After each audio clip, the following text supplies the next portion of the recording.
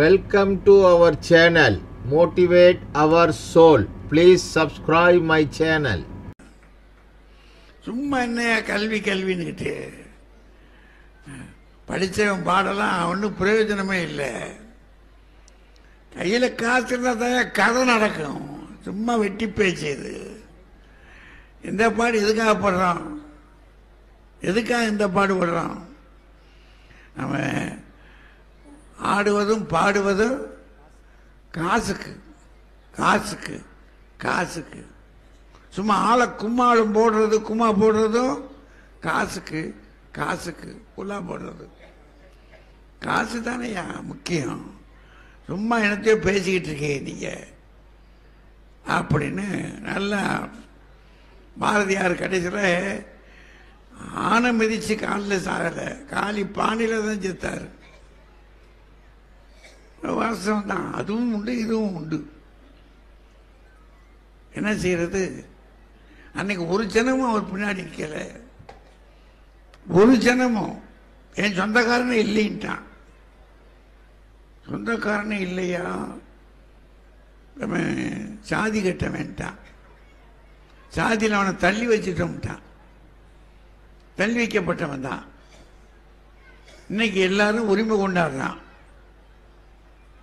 எல்லாம் காலத்தின் கோலமாக போச்சு. எப்படி இருக்கு? தாய்மார்கள் நின்றுக்கிட்டு இருக்காங்க. அதுவும் வயதானவங்க. அவங்களுக்கு கொஞ்சம் இடம் கொடுக்கக்கூடாதா? யாராவது போட்டாங்களா? தயவு செய்து. ஏன்னா அவங்களுக்கு வாங்கப்பா பின்னாடி நிற்கிற தாய்மார்கள். ஏன்னா பெண்கள் வர்றது பெருசு, அவங்க இருந்து கேட்கணும்னு ஆசைப்படுறது பெருசு.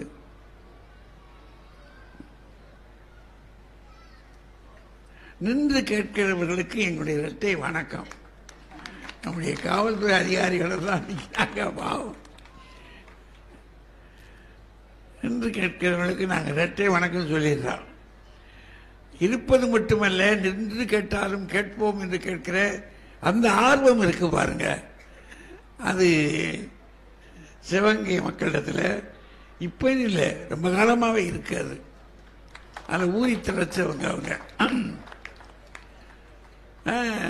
இந்த அம்மா செல்வத்தை பற்றி அது நமக்கு அது என்ன சொல்றது நமக்கே தெரியுது. காசு இல்லாமல் ஒன்றும் முடியாது. நம்ம ஆடுவதும் பாடுவதும் காசுக்கிட்டா இல்லையா? அண்ணன் என்னடா, தம்பி என்னடா, எல்லாம் காசு இல்லாத கையில் ஒன்றும் முடியாதியா. அதனால் அருமையாக பேசியிருக்காங்க. இதில் பணத்தை நம்பி படிக்க வச்சுக்கிட்டு இருக்காங்க. யாரு? இந்த பக்கத்தில் இருக்கிற ஆளு. படிப்பை நம்பி இல்லை, பணத்தை நம்பி. பணம் செலவானாலும் பரவாயில்ல, அவங்க பக்கத்து ஊரில் படிப்பு பள்ளிக்கூடம் இருக்கு, சேர்க்கலாம்ல. நல்ல பள்ளிக்கூடத்தை போய் சேர்க்கணுமா? இதெல்லாம் நார பள்ளிக்கூடம், அது நல்ல பள்ளிக்கூடம். என்ன மாதிரி இருக்கு பாருங்க. அவங்களுக்கு ஒரு பாக்கியம், நமக்கு ஒரு பாக்கியம். இதான் உலகம். யாரையும் வார்த்தைகளை நம்பக்கூடாதுன்றதுக்கு அடையாளம் அது. வாங்கம்மா கவிதா ஜவஹர் வாங்க.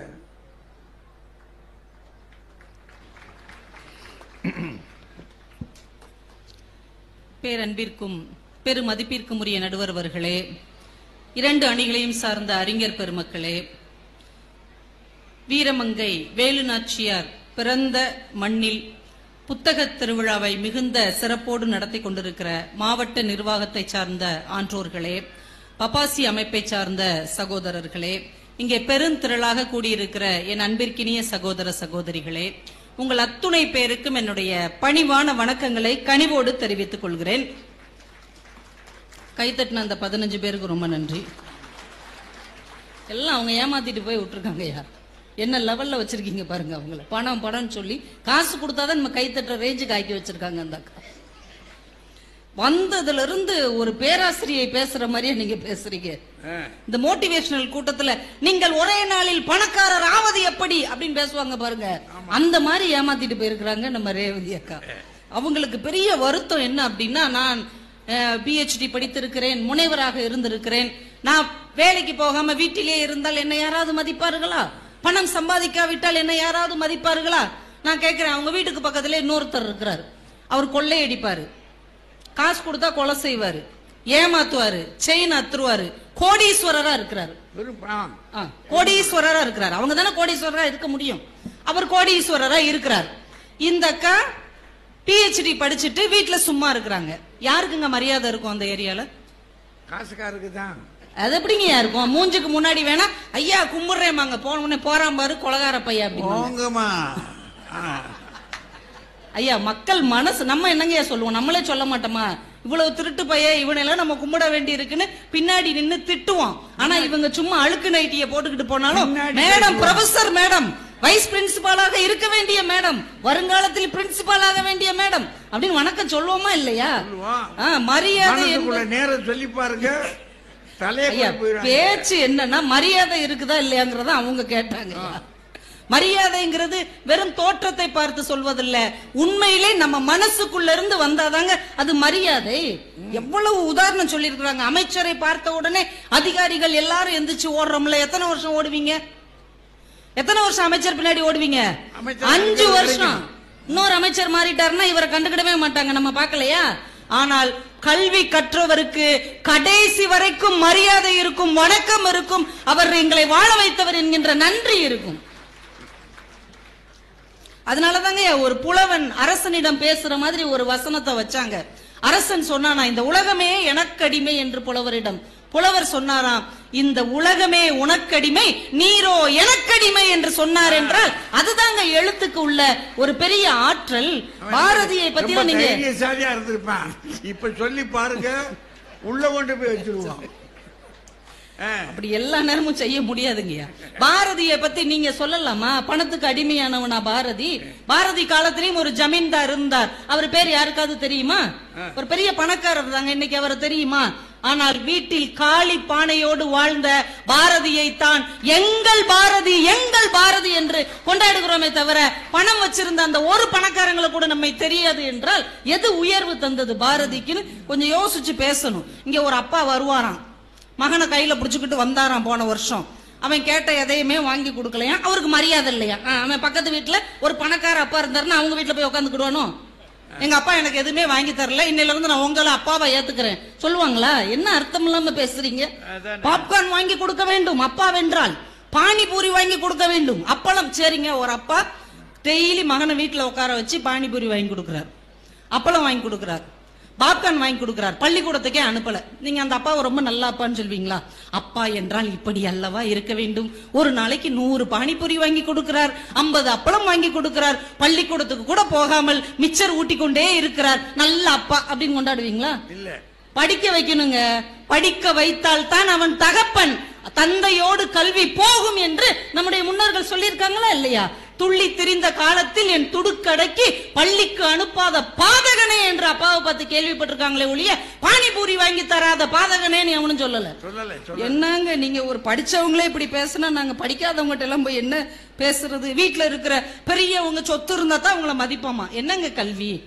வீட்டில இருக்கிற பெரியவர்கள் தான் நம் சொத்து என்பதை உணர்த்துவதுதான் கல்வி. அவங்க கையில வச்சிருக்கிற சொத்து தான் முக்கியம்னு சொன்னா அதுக்கு பேரு கல்வியா? என்னெல்லாம் பேசுறாங்க. 4வது தம்பி ஆட்டோமொபைல் ஓனர் ஆயிருவாராம், 2 வீலரை ரிப்பேர் பண்ணிடுவாராம். என்ன சூரியவம்சம் நேத்து படம் பாத்தீங்களாங்க OTTல? ஒரே பாட்டுல அவர் ஓகோன்னு வாழ்ந்துருவாராம். அதுக்கு கூட கலெக்டர் ஒரு அம்மா வேணும் தேவையா நீங்க? 4வது தம்பி அப்படி ஆயிருவாராம். மூத்த அண்ணன் படிச்சுட்டு வீட்டிலேயே குத்த வச்சுக்கிட்டு உட்காந்துருப்பாராம்.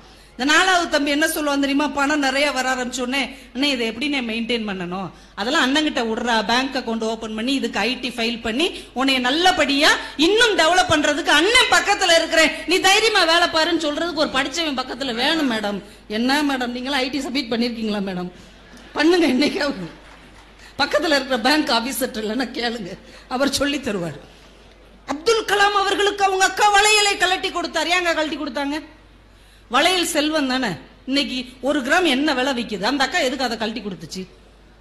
செல்வத்தை கொடுத்தாவது என் தம்பி கல்வி பெற வேண்டும் என்று நினைத்ததால் தான் நமக்கு அப்படி ஒரு குடியரசுத் தலைவர் கிடைச்சார், அவ்வளவு சிறப்பான ஒரு விஞ்ஞானி கிடைச்சார். சிவன் அவங்க அண்ணன் என்ன பண்ணிருக்கிறாரு? தான் வேலை பார்த்த பணத்தை எல்லாம் தம்பிக்கு கொடுத்திருக்கிறார். ஏன் அந்த பணத்தை கொடுத்து ஒரு தொழில் தொடங்கி இருக்கலாம்ல? ஏன் தம்பிய படிக்க வச்சார்? இந்த பணம் இன்னைக்கு வரும், நாளைக்கு போகும், ஆனால் படிப்பு மட்டும்தான் நிரந்தரம் என்று அந்த அண்ணனுக்கு தெரிஞ்சிருந்துச்சு. படிக்காத அண்ணனுக்கு தெரிந்திருக்கிறது, படித்த என் அக்காவுக்கும் அண்ணனுக்கும் தெரியவில்லை என்றால் நான் என்ன செய்வது? இதாமா படிச்சவன் பாட்டை கெடுத்தான், எழுதின நேற்றை கெடுத்தான். ஐயா, நிலவு மனிதன் அப்படின்னு நம்ம மயில்சாமி அண்ணாதுரை அவர்களை ரொம்ப போற்றி சொல்லுகிறோம். அவர் ஒரு வார்த்தை சொன்னார், கல்வி நம்மளை கரை சேர்க்கும், கல்வி நம்மளை கரை சேர்க்கும் பெரியவங்க சொல்லுவாங்க. ஆனால் என் வாழ்க்கையில் கல்வி என்னை கரை மட்டும் சேர்க்கவில்லை, நிலவு வரை கொண்டு போய் சேர்த்தது என்று சொன்னார். பணம் கொண்டு போய் சேர்த்துருமா? பணம் வேணா பணக்காரங்களை நிலாவுக்கு கொண்டு போறோம்னு சொல்லிக்கிட்டே இருப்பாங்க. ஆனால் படித்தவன் நிலவுக்கே விண்கலம் ஏவுவான் என்பதுதான் இந்த நாட்டிலே கல்விக்கு இருக்கிற மரியாதை. ஈரோட்லங்க ஒரு அரசு துறையில வேலை பார்க்கிற ஒரு கடைநிலை ஊழியரோட பொண்ணு, அவங்களுக்கு கலைவாணின்னு பேரு. அவங்க அப்பாவை பாக்குறதுக்கு ஒரு நாள் அந்த ஆபீஸ்க்கு போயிருக்கிறாங்க. டீயை எடுத்துக்கிட்டு 2 மாடி ஏறி போய் அதிகாரிகிட்ட கொடுத்திருக்காங்க. அதிகாரி வரும்போதெல்லாம் பேக்கை வாங்கிட்டு குடுக்குடுன்னு மேலையும் கீழையுமா ஓடி இருக்கிறார். அவங்க அப்பாவை பார்த்து கேட்கறாங்க, ஏன்பா அவரும் உங்களை மாதிரி ஆள் தான், நீங்களும் ஒரு மனுஷன் தான், ஏன்பா அவருக்கு பின்னாடி இப்படி ஓடுறீங்க? அவங்க அப்பா சொல்லி இருக்கிறாரு, அவர் அளவுக்கு நான் படிக்கல இல்லம்மா, அவர் அளவுக்கு நான் படிச்சிருந்தா இன்னைக்கு நான் அதிகாரியா இருந்திருப்பேன். நீ ஒண்ணு செய், நீ நல்லா படிச்சு மிகப்பெரிய அதிகாரியாக வர வேண்டும் என்று அவங்க அப்பா சொன்ன அந்த வார்த்தையை உள்வாங்கி கொண்டு அந்த ஏழை குடும்பத்து பிள்ளை படித்தது இன்றைக்கு ஐஏஎஸ் ரேங்குக்கு வந்துட்டாங்க. அவங்க சொல்றாங்க, என் கையில் 1 கிராம் தங்கம் கூட இல்லை, ஆனால் கிலோ கணக்கில் தன்னம்பிக்கையை என் கல்வி எனக்கு தந்திருக்கிறது என்று சொல்ல முடிகிறது என்றால் இதற்கு பின்னால் என்ன இருக்கிறது? கல்வி தானே அந்த குடும்பத்தை உயர்த்தி இருக்கிறது. மன்னார்குடியில தூய்மை பணியாளருடைய மகள் குரூப் 2 எக்ஸாம் எழுதி மாநகர ஆணையரா மாறிட்டாங்க. எந்த இடத்தில் அவங்க அப்பா பெருக்கிக்கிட்டு எல்லாருக்கும் கும்பிடு போட்டாரோ அந்த இடத்தில் அவருடைய மகள் வரும்போது அந்த அலுவலகமே என்று வணக்கம் செலுத்துகிறது என்றால் ஒரு தலைமுறையவே மாற்றக்கூடிய வல்லமையை கல்வி மட்டும்தான் தர முடியும், செல்வத்தால தர முடியாது. தயவு செஞ்சு புரிஞ்சுக்கோங்க. காசு கூட கூடங்கயா பயம் வரும். காசு கூடிக்கிட்டே இருந்தா பயம் வரும் தெரியுமா? ஒண்ணும் இல்ல, உங்களை பஸ்ல ஏத்தி விடுறோம், நீங்க MA PhD படிச்சிருக்கீங்க, நீங்க பஸ்ல ஏறி உட்காந்து பயப்படுவீங்களா? ஐயோ நம்ம PhD எல்லாம் படிச்சிருக்கிறோம், பக்கத்துல யாராவது உட்காந்து அதை திருடிட்டு போயிட்டாங்கன்னா அப்படி யாராவது நினைப்பீங்களா? 10ஆம் படிச்சிருந்தா பரவாயில்ல, பஸ்ல ஏறி இருந்திருக்கலாம், இப்படி PhD அப்படி யோசிக்க மாட்டோம். ஆனா 5 லட்சம் ரூபாய் திருடலாம். என்னங்கய்யா டிகிரியை வேணா திருடலாம், நம்ம வாங்கிக்கலாம் இல்லையா? நம்ம டிகிரியை திருடிட்டா கூட நம்ம வாங்கிக்கிடலாம். ஆனா 5 லட்சம் ரூபாய் பணத்தோட உங்களை ஏத்தி விடுறோம்னு வைங்க, பஸ்ல ஏறுறீங்க, வாங்க இங்க உட்காருங்கன்னு யாராவது சொன்னா எதுக்கு நம்மள பக்கத்துல உட்கார சொல்றான்? கண்டக்டர் சொல்லுவார், நீங்க பின்னாடி போங்க. இந்த ஆள் எதுக்கு நம்மள பின்னாடி போக சொல்றாரு? நம்ம சொந்தக்காரங்க நம்மள பார்த்துட்டே இருப்பான், இவன் யார் குறுகுறுன்னு நம்மளையே பார்த்துட்டு இருக்கான். ஒரு 5 லட்சம் ரூபாய் பணம் மனிதனுக்கு பயத்தை அதிகரிக்கும், ஆனால் படிப்பு கூட கூட தைரியம் அதிகரிக்கும் என்பதை தயவு செய்து நீங்கள் மறந்து விடாதீர்கள். செல்வம் சேர சேர எதிரிகள் அதிகமாவாங்க. நீங்க ஒரு பெரிய வீடு கட்டிருங்க, உங்க க்ளோஸ் ஃப்ரெண்ட கூட்டுவாங்க, அவன் தான் உங்களை க்ளோஸ் பண்ற ஃப்ரெண்டா இருப்பான். அடுக்கு மாடி, இது உனக்கே அடுக்கு மாடி, அதோட சொல்லிய முடிச்சிருவான். ஆனால் கல்வி கற்க கற்க எதிரிகள் கூட நண்பர்களாக மாறுவார்களே. படிச்சவையா பல்கலைக்கழகங்கள் அப்படி இல்லைன்னு சொல்றாருமா ஐயா? நம்ம ஏதாவது ஒரு விஷயத்தை வச்சே நம்ம எடை போடக்கூடாது இல்லைங்க ஐயா. ஆனால் கல்வி கற்றவன் கிட்ட எதிரிகள் கூட நண்பர்களாக மாறுவார்கள். படிச்சவையா, அவனை எதுக்கு நம்ம வீணா பகைக்கணும்? அவங்கிட்ட ஏதாவது நல்ல விஷயம் கேட்டு தெரிஞ்சுக்குவோம், அவர் ஏதாவது நமக்கு ஒரு வழிகாட்டுவார் என்று படித்தவர்களை உறவுகளும் எதிரிகளும் கூட நண்பர்களாக மாற்றிக் கொள்கிறார்கள். ஆனால் படம் படைத்தவர்கள் பக்கத்தில் உறவுகள் நாளாக நாளாக விரிசல் அடங்கி விலகி செல்கிறார்கள் என்றால் கல்வி அவ்வளவு உயர்வானது. அதனால்தான் வள்ளுவர் சொன்னார், ஒரே இடத்துல 5 செல்வத்தை கொண்டு வந்தாரியா. செல்வம் தானே இவங்க பேசுறாங்க. செல்வத்துள் செல்வம், செவிச்செல்வம், அச்செல்வம், செல்வத்துள் எல்லாம் தலை. 5 செல்வத்தை எதுக்குயா கொண்டு வந்தாரு? இந்த செவிக்காக கொண்டு வந்தார். எல்லா செல்வங்களையும் விட உயர்ந்த செல்வம் செவிச்செல்வம். எதுக்கு? அதான் வைரத்தோடு போட்டிருக்கா? அது ஜிமிக்கி போட்டிருக்குங்கிறதுக்காகவா? மாட்டல் போட்டிருக்குங்கிறதுக்காகவா? இல்லை, அறிவை கல்வியை வழங்குகிற அறிஞர்கள் உட்கார்ந்து அந்த செவிகளில் கல்வியை அறிவை வாங்கிக் கொள்ளுங்கள், அதுதான் மிகப்பெரிய செல்வம் என்று நாம் உணர்ந்து கொள்ள வேண்டும் என்பதற்காகத்தான் அவங்க ஒரு செல்வம்னு பேச வந்தா வள்ளுவர் 5 செல்வத்தை கேள்வி செல்வமாக தந்தார் என்றால் அதுதான் நிலையானது, அதுதான் நம் வாழ்க்கையில் உயர்த்துவது. ஐயா, நம்ம சாதாரணமா சொல்லுவோம் மாதா பிதா குரு தெய்வம். இதுல யாராவது பணக்காரங்க வந்திருக்காங்களா? இல்ல இல்ல.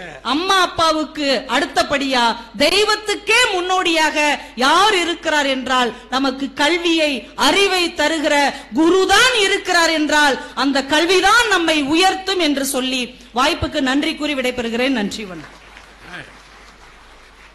நானும் எவ்வளவு குறுக்கிட்டு பார்த்தேன், கொஞ்சம் பிடிச்சு பார்ப்போம் அப்படின்னு. நடக்கலை. கல்வி எவ்வளவு இன்றியமையாதது, படிப்புனால நம்ம எவ்வளவு பெருமை பெற போறோம்ன்றத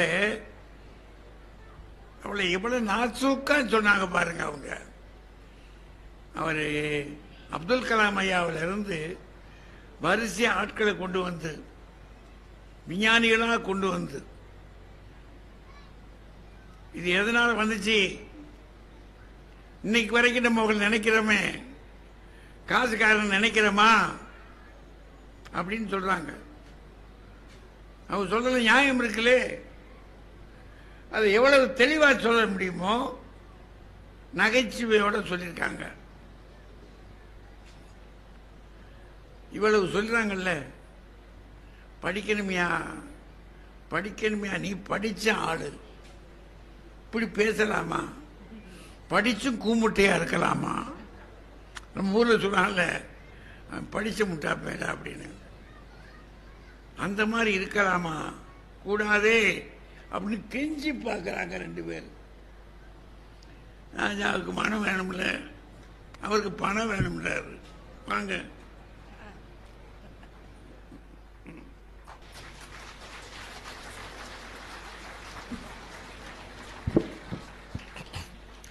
பட்டிமன்ற நடுவர் தமிழறிஞர் அவர்களே, இரண்டு அணிகளையும் சார்ந்த அறிஞர் பெருமக்களே,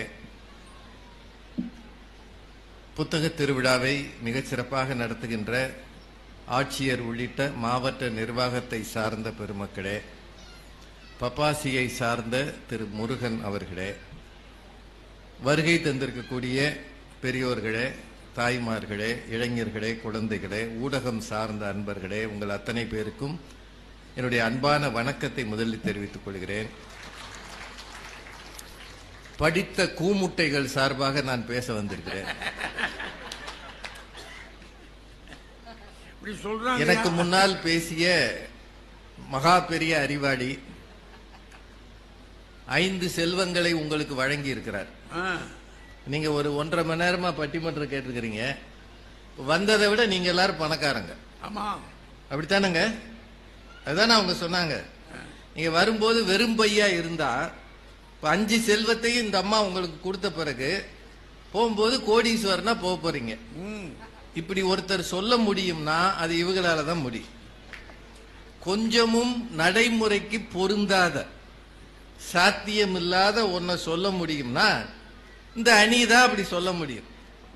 நிறைய அவங்க பேசியிருக்கிறாங்க. அந்த ரேவதி சுப்புலட்சுமி மேடம் நிறைய படிச்சிருக்கிறாங்க.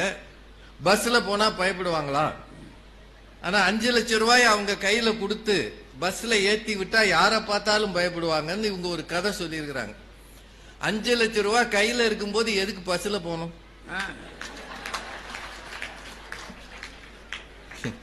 இவ்வளவு கூமுட்டியாவ நாங்க இருப்போம். ஒரு காரை வாடகைக்கு எடுத்து செக்யூரிட்டி ஒரு ஆளை போட்டு வீடு வரைக்கும் ஜம்முன்ல போய் இறங்குவோம். நாங்க என்ன சேர ஆட்டோலையா போவோம்?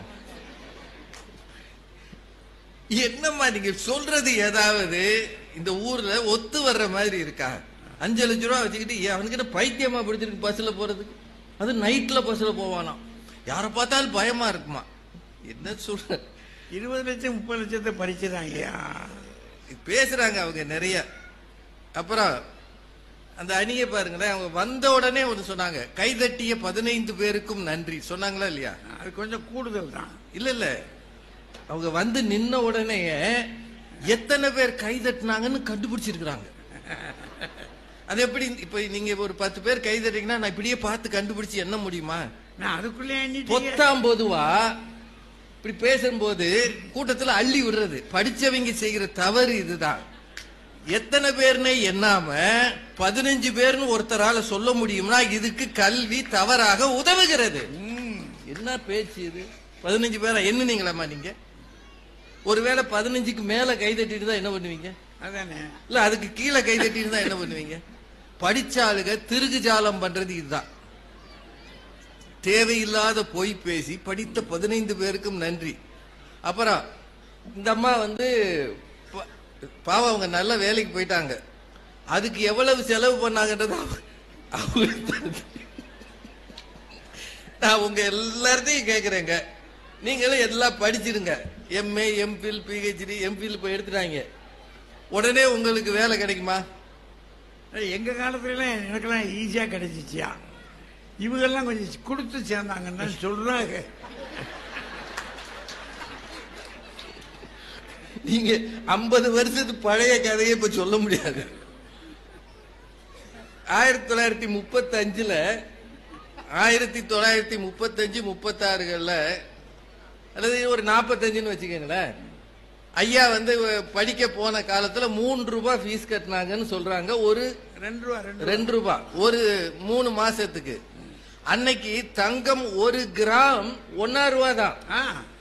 1 கிராம் தங்கம் அன்னைக்கு 1 கிராம் தங்கம் 1 ரூபாய். இன்னைக்கு எவ்வளவு? 7000 ரூபாய். 8000 அதுக்குள்ள ஏறிடுச்சா? நீங்க ஒண்ணும் செய்யாதீங்க. முடிஞ்ச கூட்டத்தை பேசாம இருங்க. இந்த செவி செல்வத்திலே இருங்க. போறப்ப எல்லாருக்கும் 1 கிராம் தங்கம் கிடைக்கும். 5 செல்வம் இருக்குல்லங்க. நேர அப்படியே ஜாய் ஆளுக்காசுல போய் இந்த 5 செல்வத்தையும் கொடுத்து ஆளுக்கு 1 கிராம் தங்கம் வாங்கிட்டு போங்க. ஏமா இப்படி ஏமாத்துறீங்க? அப்ப நிம்மதியா இருக்கா? படிச்சுட்டு வேலை இல்லாதவன் எத்தனை பேர் தெரியுமா? நீங்க சொல்றீங்களா? வடநாட்டுல ரயில்வேல இருக்கக்கூடிய கீழான பதவிக்கு அவங்க கால்பார் பண்றாங்க, அப்ளிகேஷன் போட சொல்லி. பிஹெச்டி படிச்ச 1000 பேர் போட்டிருக்கிறான். அதுல பிஹெச்டி படிச்சவன்யா. இது 5ஆம் கிளாஸ் 6ஆம் கிளாஸ் படிச்சவனுக்கான ஒரு தகுதி. ஆனா பிஹெச்டி படிச்சவன் போட்டிருக்கானா கல்விக்கு என்ன நிலைமை இருக்கிறது? இந்தியாவில் இன்றைக்கு வேலையில்லா திண்டாட்டம் எத்தனை சதவீதம் இருக்கிறது? படிச்சுட்டு வேலை இல்லாம இருக்கிற பேசுறீங்க. படிச்சா வந்துருமா? என்னத்த சொல்ல. அதுல இந்த அம்மா வந்து வேலை இல்லாம இருக்காங்க. பக்கத்துல ஒருத்தன் பணக்காரன் கொலை பண்றானா, கொள்ளையடிக்கிறானா, வசதியா இருக்கானா. ஏங்க இங்க இருக்கிறீங்க ஓரளவு வசதியான ஆள் இருக்கீங்களே. ஏன் இந்த கவிதா காவல்துறையில வச்சுக்கிட்டு சொல்லலாமா? சொல்லலாம். இல்ல கவிதா ஜவஹரே கொஞ்சம் வசதியானவங்க தான். கார் வச்சிருக்கிறாங்க ஐயா. அந்த அணியை சேர்ந்த டாக்டர் அன்புநாதன் கார் வச்சிருக்கிறார். இவங்க சொன்னது இப்ப ஒத்து வருமா? இவங்கிட்ட கார் இல்லையோ? அவங்க சம்பளம் வாங்குறாங்கல்ல, படிச்சிருக்கு சம்பளம் வாங்குறாங்கல்ல. இவங்க 2 பேரும் கார் வச்சிருக்கிறாங்க. கார் வச்சிருக்கிறோம்னா வசதியா தானே இருக்கிறாங்க. இப்ப வசதியா இருக்கவும் பூரா கொலை பண்றான், கொள்ளை அடிக்கிறானா? இல்ல இல்ல இல்ல. ஏமா அப்படின்னா நம்ம ஊர்ல இருக்கக்கூடிய பெரிய பெரிய முதலாளிகளை பூரா அப்படி சொன்னீங்கன்னா கேஸ் போட்டுருவாமா? ஏமா நிறைய கேள்விகள் கவிதா ஜவஹருக்கு. பாரதி காலத்தில் வாழ்ந்த ஜமீன்தாரை உங்களுக்கு தெரியுமா? தெரிஞ்சு என்ன பண்ண போறீங்க? தெரியாம அவன் வச்சிருக்க பங்களா இன்னும் இருக்கும். மிராசுதார் பங்களா இன்னும் இருக்கு. குறுநில மன்னர்கள் பங்களா இருக்கு. நாங்க எல்லாரும் அந்த பரம்பரைன்னு சொல்றவங்க இருக்கிறாங்க. சேத்தூர் ஜமீன்தார் இருக்கிறாரு. எட்டயபுரத்து மன்னர் வாரிசுகள் இருக்கிறாங்க. அவகிட்ட போய் கேளுங்க. எங்க மூதாதையர்கள் போட்டோ இதுதான் வச்சிருப்பான். உங்களுக்கு போட்டோவாது இருக்கா? உங்க தாத்தா படம் இருக்காமா? போட்டோ எடுக்க துட்டு கிடையாது. அதான் உண்மை. உங்க தாத்தா பேரே தெரியாது. 3 தலைமுறைக்கு முன்னாடி இருக்கிற பேர் கூட தெரியாது. காரணம் அவன் ஏழை, இந்த மண்ணில் காணாமல் போனவன். அதான் உண்மை. படிச்சவன் பணக்காரன். பணக்காரனுக்கு எல்லாம் இருந்தது. சார் நேருவை பத்தி ஏன் சொல்றாங்க? அந்த காலத்துல ஜவஹர்லால் நேருடைய, இன்னைக்கு நேருவை எல்லாரும் திட்டுறாங்க, அது வேற கதை. அவர் வீட்டுக்குள்ள குதிரைகள் பந்தயம் போகிற அளவு, அது வீடுனா அவர் இருந்த பெரிய நிலப்பரப்பு, அதுலதான் அவர் வீடு இருந்தது அலகாபாத்ல. குதிரை பந்தயம் நடக்குமா? குதிரைகள் ஓடுமா ஒரு வீடு? அவ்வளவு பெரிய பிரம்மாண்டமான இடத்துல அவர் இருந்தார். அதனாலதான் அந்த காலத்துல வெளிநாட்டுக்கு போய் படிக்கிற அளவு அவங்களுக்கு வசதி இருந்தது. வெளிநாட்டுக்கு எப்படி படிக்க போனார்? பணக்காரராக இருந்ததால் போனார். சாதாரண ஏழைக்கு அது கிடைச்சிருக்குமா? இன்னைக்கே இதே மதுரையில எல்கேஜிக்கு 4.5 லட்சம் 5 லட்சம் வாங்குற ஸ்கூல் இருக்கா இல்லையா? இருக்கு இருக்கு இருக்கு. அங்கெல்லாம் மேலை நாட்டு படிப்பு சொல்லித் தரப்படுகிறது. மதுரையில் இருக்கு. நீங்க அந்த ஸ்கூல்ல போய் சேர்க்கணும்னா செல்வி செல்வத்தோட போயிருவீங்களாமா? எங்களிடம் செவி செல்வம் இருக்கிறது, வாழை செல்வம் இருக்கிறது, தக்காளி செல்வம் இருக்கிறது. எல்லாத்தையும் போட்டு குப்பையில ஓடுவான். என்ன வேணும்? காசு வேணும். பேசுறாங்க. அதை விட கவிதா ஜவஹருக்கு ஒரு நல்ல யோசனை. ஒரு பையன் தன் தகப்பன் ஏழை என்பதால் அடுத்த வீட்டு பணக்காரரை அப்பா என்பாரா கேட்டாங்கல்ல. நீ அப்பானால அவன் உன்னை மகன் ஏத்துக்குவானா? பணக்காரனத்தையா மகன் ஏத்துக்குவான்? பணக்காரனத்தான் நண்பனே ஏத்துக்குவான். அதான் உண்மை. அவன் சாதாரண ஆளை சேர்த்துக்க மாட்டான். இந்த காலத்துல என்ன நடக்குதுன்னே தெரியாம வரிசையா பேசியிருக்கிறாங்க. அதை விட முக்கியம், பணக்காரர்கள் படிக்காதவர்களாக இருந்தால் ஐடி எப்படி ஃபைல் பண்றது? அதுதான் ஆடிட்டர் இருக்காருல்ல. 1500 ரூபாய் கொடுத்தா எந்த ஐடியும் ஃபைல் பண்ணுவாரு. ஆமாங்க, படிச்சிருக்கிறீங்கம்மா, சம்பாதிக்கவே இல்லம்மா, எந்த ஐடிமா ஃபைல் பண்ணுவீங்க? சார் நான் படிச்சேன், உங்க என்னை பத்தி சொன்னதுனால சொல்றேன். இதே அமெரிக்கன் கல்லூரி மதுரையில பிகாம் படிச்சேன். நிறைய மார்க் வாங்கினேன், ரேங்க் வாங்கினேன். ஆனா 6 மாசம் எந்த வேலையும் இல்லாம இருந்தேன். பாப்பையா சார் ஐயாவுக்கு எனக்கு நல்லா தெரியும். 6 மாசம் வீட்டிலேயே இருந்தேன், வேலை கிடைக்கல. ஒரு நாள் காலையில பழைய சோறு சாப்பிட உட்கார்ந்து இருக்கும் போது எங்க அப்பா அப்படி வந்தாரு. அவர் ஒரு வாத்தியார். ஒரு வேலைக்கு போக துப்புல உனக்கெல்லாம் சோறு முக்கியமான்னு கேட்டார். இது நிஜமா நடந்தது, நிஜமா நடந்தது. பழைய சாதம் தான் நான் சாப்பிட்டேன். ஒன்னும் இட்லி அதெல்லாம் அந்த காலத்துல கிடையாது. கையை உள்ள வச்சு அப்படியே எழுந்து வெளியில போனேன். ஒரு நாள் முழுக்க சாப்பிடாம இருந்தேன். வேலைக்கு போகாம இருந்தா என்ன வலி வரும் உங்களுக்கு தெரியுமா? நல்லா சம்பாதிக்கிறதுனால தெரியல. நிறைய கேள்விகள் கேட்டுக்கிறாங்க. சார், இப்போ நீங்க எல்லாரும் டிவியில பாக்குறீங்க. இங்க இருந்து அமெரிக்காவுக்கு போன பல பேர் இந்தியர்களை எப்படி அனுப்புறான்? கையை கட்டி காலை கட்டி. சார் அவெல்லாம் அங்க போய் திருடுனானா? ரொம்ப மரியாதையா நீங்க நல்லா யோசிச்சு பாருங்க. அவெல்லாம் அங்க போய் திருடுனானா? அங்க போய் கொள்ளையடிச்சானா? கொலை பண்ணானா? எதற்காக அவர்களை அப்படி அனுப்புகிறார்கள்? யோசிச்சு பாத்தீங்களா என்னைக்காது? அவெல்லாம் பஞ்சாப்ல இருந்து குஜராத்ல இருந்து போயிருக்கிறான். உங்களுக்கு ஒரு விஷயம் சொல்றேன், இதுவரைக்கும் அனுப்பப்பட்டவர்களில் தென் மாநிலத்தவர் ஒருவர் கூட இல்லை. ஜமால் முறையா போயிருக்கிறான், அது வேற கதை. எதுக்காக சார் போறாங்க? யோசிச்சு பாருங்க, நீங்க கேட்டு பாருங்க யார்கிட்டயாவது. இந்தியாவின் சராசரியான பெர் கேபிட்டா இன்கம், தனி நபர் வருமானம், இது அரசாங்கம் சொல்றது, ஒரு வருஷத்துக்கு 1,85,000 ரூபாய். ஒரு வருஷத்துக்கு தனி நபர் வருமானம் 1,85,000 ரூபாய். ஆனால் அமெரிக்காவின் தனி நபர் வருமானம் ஒரு வருஷத்துக்கு 61,27,500 ரூபாய் 2023ல. அப்படின்னா நாம 1,85,000 தான் ஒரு வருஷத்துக்கு சராசரியா சம்பாதிக்கிறோம். நான் அமெரிக்காக்காரன் 60 லட்சம் சம்பாதிக்கிறான். அதனால இவன் என்ன நினைக்கிறான், அங்க போனா பாத்திரம் கழுவியாவது சம்பாதித்து விடலாம் என்று எப்படியும் போய் அவமானப்பட்டு வருகிறார்கள். என்றால் பணம் இந்த மண்ணிலே எதையும் செய்ய தூண்டுகிறது. அதைத்தான் எங்க அணியில சொல்றோம். பணம் இருக்கிற இடத்தை தேடி போகிறார்கள். சார், நம்ம ரூபா 86 ரூபா கொடுத்தா $1. அவன் பெரிய ஆளா நம்ம பெரிய ஆளா? 86 ரூபா நம்ம ரூபா, அவன் ரூபா $1. கிட்டத்தட்ட 87 ரூபா. 87 ரூபா. இதை எதுவுமே தெரியாம இந்த அணி அதுல அவரு டாக்டர் அன்புநாதன் கட்சி மாறுவதற்கு தடை விதிக்க வேண்டும். அந்த கட்சியிலிருந்து இங்க மாறினால் தடை விதிக்க வேண்டும். கட்சி மாறுறதுக்கு என்ன தடை வேணாலும் விதிங்க. ஏன் மாறுறாங்க? அதுக்குதான் முன்னாடி எல்லாம் பதவியில் இல்லாதவன் மாறுவான். இப்பெல்லாம் 30 எம்எல்ஏ மொத்தமா போயிடறான். ஒரு எம்எல்ஏவுக்கு எத்தனை கோடின்னு கொடுத்துறாங்க. இப்ப கல்வி எங்கேயா போச்சு? இதுக்கு ஒரு அணி, இதுக்கு ஒரு பேச்சு. சரஸ்வதி தான் முதல் கடவுள். நம்ம வீடுகள்ல எத்தனை வீட்டுல சரஸ்வதியை வச்சிருக்கீங்க?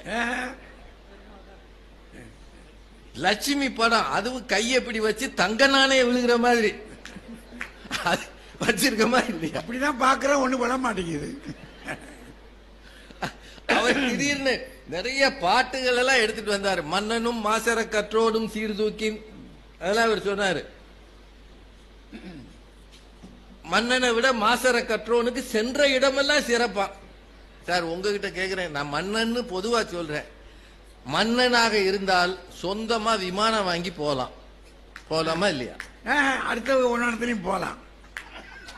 இல்ல அடுத்தவங்க பணம் அவங்க பணம் தானே. அரசாங்கம்ல. ஆமா, அரசாங்க பணம் அவங்க பணம் தானே. அவர் தானே மன்னர். சார் இப்ப கத்தார்ல இருந்து ஒரு மன்னர் வந்தாரு. ஒரு 3 நாள் முன்னாடி நம்ம இந்தியாவுக்கு வந்தாரா இல்லையா? வந்தாரு. எப்படி வருவாரு? மாசர கற்றோர்களா வாங்க நான் வந்தாரு. சொந்த விமானத்துல வருவாரு. மன்னன்னா வருவாரு. மாசர கற்றோனுக்கு விசா கிடைக்குமா? முதல்ல இலங்கையில விட மாட்டாயா? மாசர கற்றோன் விசாவே பாஸ்போர்ட் வாங்குறதுக்கே 2000 ரூபாய் கட்டணும். 2000 3000 பேசுறாங்க மன்னனும் மாசர கற்றோனும். சார் உங்க இன்னொன்னு, கல்விக்கு மதிப்பு இழப்பு கிடையாதான், ஆனா பணத்துக்கு மதிப்பு இழப்பு இருக்கா? இதுல என்னங்க இருக்கு? எதுக்கு மதிப்பு இருக்கோ அதுக்கு தான் இழப்பு இருக்கும். அதாங்க உண்மை. அப்படின்னா நீங்க என்ன செஞ்சிருக்கீங்க? 2016 இதே டாக்டர் அன்புநாதன், எனக்கு கல்வி இருக்கிறது, பணம் மதிப்பிழந்தால் கவலை இல்லை, கல்வியோடு இருப்பேன்ல சொல்லியிருக்கணும். ஏன் இந்தியன் பேங்க் வாசல்ல போய் நின்னீங்க? நான் அப்போ ஒரு பேங்க்ல வேலை பார்த்தேன். எங்க வாத்தியார் எனக்கு போன் பண்றாரு, எப்பா உனக்கு நான் தான் சொல்லி கொடுத்திருக்கேன், 2 500 ரூபா நோட்டை மாத்தி கொடு. 2 500 ரூபா நோட்டு அதை கொஞ்சம் மாத்தி கொடு. என்னால கியூல நிக்க முடியாது. உண்மையிலே அவரால் கியூல நிக்க முடியாது. நான் ஆளை அனுப்பி வாங்கி மாத்தி கொடுத்தேன். அவர் என்ன சொல்லியிருக்கணும்? நான் கொடுத்த கல்வியில் நீ வாழ்கிறாய், மதிப்பு இழப்பு இல்லாமல் இருக்கிற. அப்படியே சொன்னார். இந்த 500க்கு மாற்று என்னையா? சார் அந்த காலத்துல பட்ட கஷ்டங்கள் எல்லாம் திரும்பி ஞாபகப்படுத்தலாமா? எது எப்ப செல்லும்னே தெரியாத ஒரு நாட்டுல 2000 ரூபாய் கொடுத்தாங்க, இப்ப அதுவும் செல்லாதுன்றாங்க. வீட்டுல இருக்கியா சில நோட்டு, நம்ம வீட்டுல இருக்குன்னு சொன்னா பிடிச்சிட்டு போயிடுவாங்க. ஒன்னு தெரிஞ்சுக்கங்க, இந்த உலகம் கற்றவர்களால் இயங்கினால் நன்றாக இருக்கும்.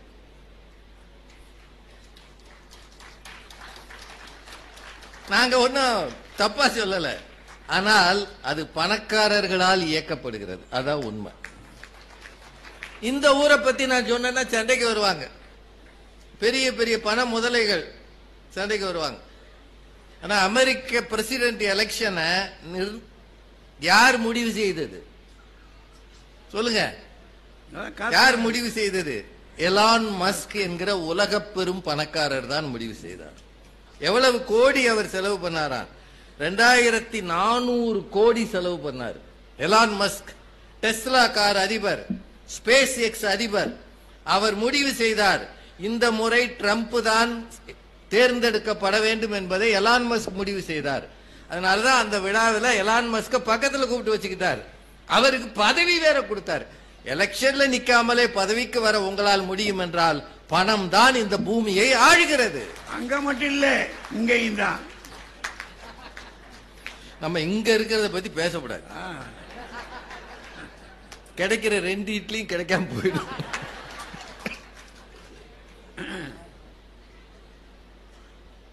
சார் இன்னைக்கு இனி வரும் காலங்கள்ல படிக்கணும்னு அவசியம் இல்லை. இப்போ உங்க கையில ஒரு மொபைல் இருக்குல்ல, ஆண்ட்ராய்டு மொபைல் இருக்குல்ல, அதுல லேட்டஸ்டா என்ன வந்திருக்கு?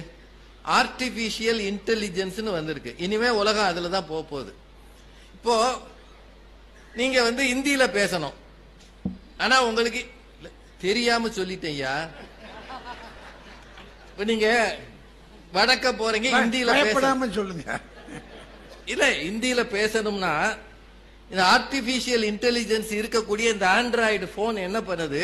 நீங்க தமிழ்ல பேசுனீங்கன்னா அதுவே இந்தியில டிரான்ஸ்லேட் பண்ணி கொடுக்குது. அப்படின்னா இன்னொரு மொழியை படிக்காமலே வசதி படைத்தவர்களால் அந்த மொழியை பயன்படுத்த முடியும். இதுதான் பணம். முடியுமா இல்லையா சார்? நீங்க இது எதுவுமே வேணாங்க, உங்களுக்கு இன்னொரு மொழியே தெரிய வேண்டாம். கேரளாவுக்கு போறீங்கன்னு வைங்க, அங்க போய் மலையாளத்தில் பேசணும்னு அவசியமே இல்லை. ஒரு 500 ரூபா நோட்டை நீட்டினீங்கன்னா அதுக்குரிய மதிப்பு இருக்கா இல்லையா? இருக்கா இல்லையா?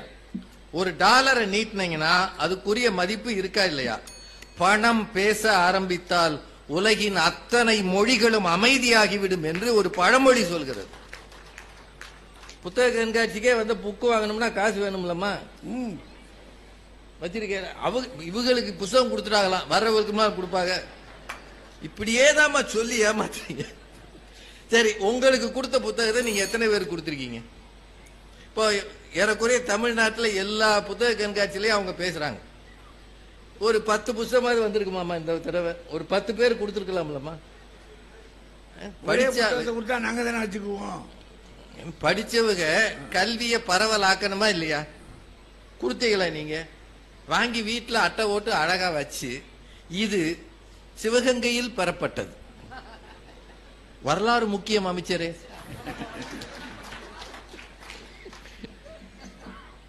பேசுறாங்க இவங்க. உண்மையில ஒண்ணு தெரிஞ்சுக்கங்க, 2016 பிட்காயின் ஒண்ணு வந்தது. அப்போ சன் டிவியில நாங்க அதை பத்தி பேசினோம். அன்றைக்கு தேதிக்கு அது 1000 ஒட்டி தான் இருந்தது ஒரு பிட்காயினோட மதிப்பு. அந்த காலத்துல 2015-16 நினைக்கிறேன் ஒரு பிட்காயினோட மதிப்பு. இன்னைக்கு அதனோட மதிப்பு எவ்வளவுன்னு கூகுள் சர்ச் பண்ணி பாருங்க இன்னைக்கு. அப்போ இந்தியாவில் பிட்காயின்ல இன்வெஸ்ட் பண்ணக்கூடாதுன்னு ஒரு சட்டம் இருந்தது. ஆனா நிறைய பேர் பண்ணாங்க தெரியாம. இன்னைக்கு அது 80 லட்சத்துக்கு மேல இருக்கு. 2016 ஒரு 1000 ரூபாய் நீங்க இன்வெஸ்ட் பண்ணியிருந்தா அதனுடைய இன்றைய பிட்காயின் மதிப்பு 80 லட்சம். 2016 PhD பண்ண ரேவதி சுப்புலட்சுமி இன்னைக்கு PhD தான். அன்று கண்ட மேனி அழியாம இருக்கிறார். அதனாலதான் திருவள்ளுவர் செய்க பொருளை செருணர் செருக்கு அறுக்கும் எஃகு அதனில் கூறியது இல். எஃகு அப்படின்றது கூர்மையான இரும்பு ஆயுதம்.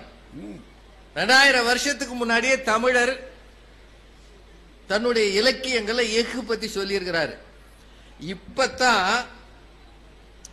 தமிழக அரசாங்கம் 5300 ஆண்டுகளுக்கு முன்னாலேயே தமிழர்கள் இரும்பை பயன்படுத்தினார்கள் என்று அறிவித்திருக்கிறது. அப்படின்னா தமிழர்கள் எவ்வளவு பழமையாக எவ்வளவு காலமாக இரும்பை பயன்படுத்துகிற ஆற்றல் மிக்கவர்களாக இருந்திருக்கிறார்கள். அந்த அளவு வசதி உள்ளவர்களாகவும் இருந்திருக்கிறார்கள். நம்முடைய கல்வி அறிவு இலக்கிய வளம் 2000 ஆண்டுக்கு முன்னால் போகவில்லை. ஆனால் நம்முடைய கலாச்சாரம் பண்பாடு அன்றைக்கு வாழ்ந்த வளம் அது 5000 ஆண்டுகளுக்கு முன்னால் போகிறது என்றால் காலம் கடந்து மனிதனை உயர்த்துவதற்கு கூட இந்த பொருள் உதவுகிறது என்பதை தயவு செய்து மறந்து விடாதீர்கள். அதுதான் உண்மை. பணமே முக்கியம்னு நாங்க சொல்ல வந்தா கல்வி வேண்டாம்னு அர்த்தம் இல்ல. கல்வியின் நோக்கமே காசு சம்பாதிப்பது தான். ஐயா மாதிரி இருக்கிறவங்க பென்ஷன் வாங்குறாங்க, இதெல்லாம் சொல்லி காட்டுறாங்க. ஆனால் பென்ஷனே இல்லைன்னா கதை என்ன ஆகும்? தெருவில் நிற்கணும். ஒவ்வொரு மனிதனுக்கும் 2-3 அடிப்படை விஷயம் வேணும். ஒன்னு எதிர்காலத்துக்கான சேமிப்பு வேணும், 2வது நெருக்கடி வந்தால் இன்சூரன்ஸ் வேணும், 3வது கடைசி வரைக்கும் பென்ஷன் வேணும். இது எல்லாம் காசு சம்பந்தப்பட்டது தான். அவர் பெரிய அறிஞருங்க, எல்லா புத்தகமும் படிச்சிருக்கிறார். இப்ப என்ன செய்யறாரு? பையன் சோறு போடுவானான்னு உட்கார்ந்து இருக்கிறார். அங்க கல்வி என்ன ஆகும் என்பதை தயவு செய்து யோசியுங்கள். பட்டிமன்றங்களுக்கே தொலைக்காட்சியில் வந்த பிறகுதான் நட்சத்திர அந்தஸ்து வந்தது என்பதை கவிதா ஜவஹர் மறக்க மாட்டார்கள். ஏன்னா அவங்க அந்த காலத்துல பேச்சாளராக வரல. ஐயா 1960 இருந்து பேசி இருக்கிறார். ஆனா 1988-90க்கு பிறகுதான் அவரை உலகம் அறிய செய்தது தொலைக்காட்சி வந்த பிறகுதானே தவிர அதுக்கு முன்னாடியே அவர் இதை விட சிறப்பா பேசியிருப்பாங்க. அப்படின்னா இந்த சமூகத்துல ஒரு அந்தஸ்து தேவை என்றால் நீங்கள் டிவி மீடியால வரணும்னு இருக்கு, யூடியூப்ல வரணும்னு இருக்கு, வெறும் கல்வியால் உயர முடியாது, அந்தஸ்தால் தான் உயர முடியும். அந்த அந்தஸ்தை தருவது பணம் தான், செல்வம் தான். சரஸ்வதி சபதத்திலேயே இந்த பேச்சு வந்திருந்தாலும் 2025 இல்ல 2055 இந்த விவாதம் நடக்கும். அன்றைக்கும் யாரோ ஒருவர் பேசுவார், அன்றைக்கும் ஒரு நடுவர் அன்றைக்கு இருப்பார் என்று சொல்லி இது ஒரு நாளும் தீராத விவாதம். எங்களை பொறுத்தவரை செல்வம்தான் ஒரு மனிதனின் உயரத்தை தீர்மானிக்கிறது, கல்வி அதற்கு பின்னால் தான் என்று சொல்லி இருந்து கேட்கிற உங்கள் அத்தனை பேருக்கும் நன்றி சொல்லி வணங்கி விடைபெறுகிறேன். நன்றி வணக்கம்.